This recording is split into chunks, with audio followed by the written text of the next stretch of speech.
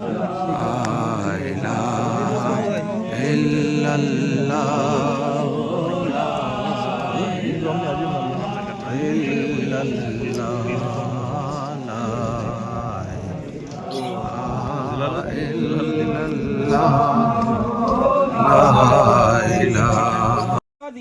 रब तबारक व तआला ने उसको जो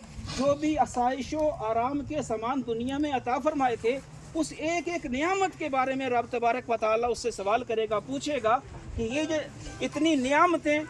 तुझे मैंने अता फरमाई थी, इन नियामतों के बदले में तूने मेरा कैसा शुक्र अदा किया और कैसी ज़िंदगी तूने जो है वो गुजारी, और जिस मकसद के लिए अपनी बंदगी और इबादत के लिए मैंने तुझे पैदा किया था उसको तूने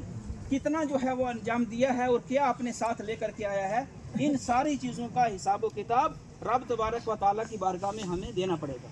अक्लमंद आदमी इस दुनिया में वही है जो इस दुनिया में आकर के अपने पैदाइश के मकसद को जो है वो ना भूले और नमाज पंजगाना के साथ साथ हराम से बचते हुए, नाजायज़ चीज़ों से बचते हुए, जिन चीज़ों को अल्लाह के रसूल सल्लल्लाहु अलैहि वसल्लम ने हमें करने का हुक्म दिया उनको अमली जामा पहनाता रहे, और अल्लाह और उसके रसूल सल्लल्लाहु अलैहि वसल्लम ने जिन चीज़ों से हमें बचने का दूर रहने का हुक्म दिया उनसे बचते हुए जब बंदा ज़िंदगी गुजारता है, फिर दुनिया में अपने लिए और अपनी औलाद के लिए, अपनी औलाद की रिज़्क़ के लिए बंदा जो भी अमल करता है, जो भी काम करता है, वो अगर शरीयत की हदूद में रह करके अपने लिए और अपने बाल बच्चों के लिए रोज़ी रोटी कमाता है, तो रब तबारका व तआला उसका वो वक्त भी इबादत के अंदर जो है वो शुमार फरमाता है। मेरे प्यारो, ये मौत एक अटल कानून है,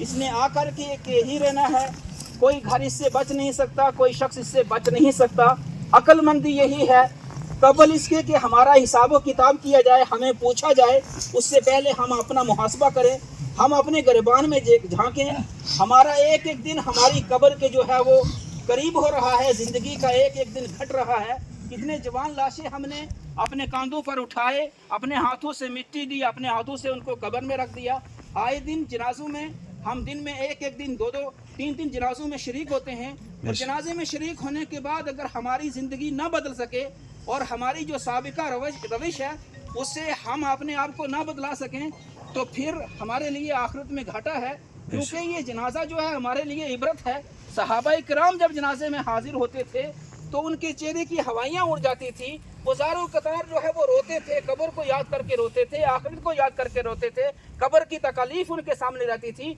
ये उन बुजुर्ग हस्तियों के हालात थे जिनके शब रोज़ और ज़िंदगी का एक एक लम्हा जो है वो अल्लाह रब्बुल इज़्ज़त और नबी पाक सल्लल्लाहु अलैहि वसल्लम की रज़ा और खुशनुदी के लिए, और हर लम्हा जो है अल्लाह रब्बुल इज़्ज़त की इबादत करते हुए जो है वो गुजरता था। उन बुजुर्गों की ये हालत होती थी। आज हम अपने शब रोज़ का जो है मुलाहिज़ा करें, अपने आप को, अपने घर का माहौल देखें, अपने बीवी बच्चों का माहौल देखें कि किस तरफ जो है हमारे बच्चे जा रहे हैं, किस राह के ऊपर जा रहे हैं। हमारी जिम्मेदारी क्या बनती है अपनी कि हम अपने बच्चों को दीनदार बनाएं, अपने बच्चों को नमाज सिखाएं, अपने बच्चों को कुरान की तालीम दें, नबी पाक सल्लल्लाहु अलैहि वसल्लम की सीरत तैयबा और नबी पाक सल्लल्लाहु अलैहि वसल्लम जो दस्तूर हयात हमें दे करके गए, हम अपने बच्चों को बिठाएं और नबी पाक सल्लल्लाहु अलैहि वसल्लम की सीरत उनके सामने बयान करें। आका करीम सल्लल्लाहु अलैहि वसल्लम के अखलाक करीमा से बच्चों को रोशनास कराएं। मेरे नबी पाक सल्लल्लाहु अलैहि वसल्लम बड़ों से कैसे पेश आते थे, कैसे उनकी ताज़ीम और तकरीम करते थे, पड़ोसियों के साथ कैसे रहते थे, यतीमों के बेसहारों के सहारा कैसे बनते थे, इन सारी तालीमात के ऊपर हमें खुद भी अमल करना चाहिए और अपने बच्चों तक भी ये पहुंचानी चाहिए। और मौत को हमेशा याद रखते हुए अपने अहलो अयाल को इस आखिरत की तरफ जो है वो बताना चाहिए। ऐसा ना हो कि हम जो है दुनिया